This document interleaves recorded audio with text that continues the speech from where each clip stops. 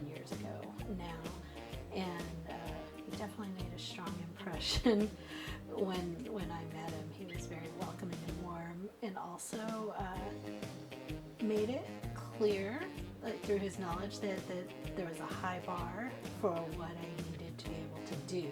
I met him when I started working here in June of 2013.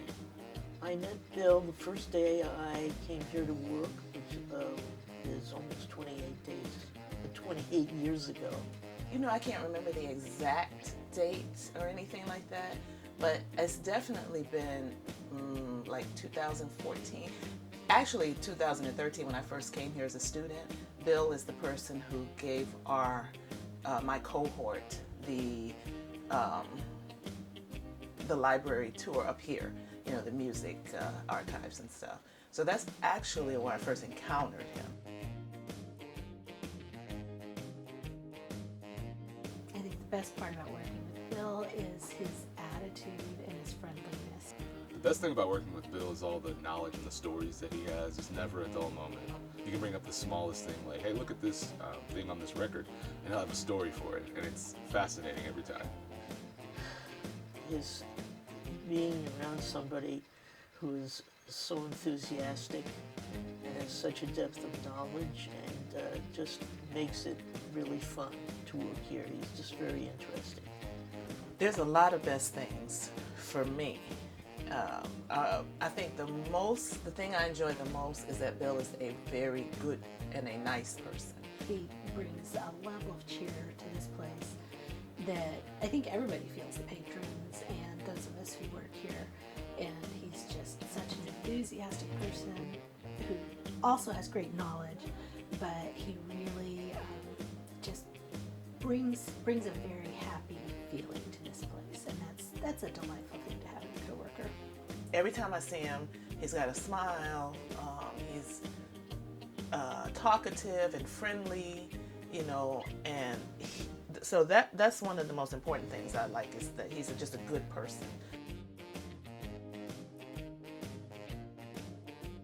There was an article recently about his retirement where David DuPont had said, you know, the thing about Bill is you can ask him about an obscure pop song and Bill will not only tell you that, but he will tell you about the B-side too. And it's just amazing to see that in action and the recall he has. So that just the amount of knowledge, but then the ability to pull that up when he needs it is really astounding. Bill teaches me a lot. There's a lot of things about the record industry that I had no idea, these little micro parts of it, even down to the groove in a record, you know, things that you don't think twice about when it comes to sound recording. And the man can just dig in deeply and come up with any fact that you can imagine. What I find most remarkable about Bill is, honestly, his optimistic spirit. Even when he's having a bad day, he never takes it out on anybody, you know. He's always friendly from the jump to anybody that you meet.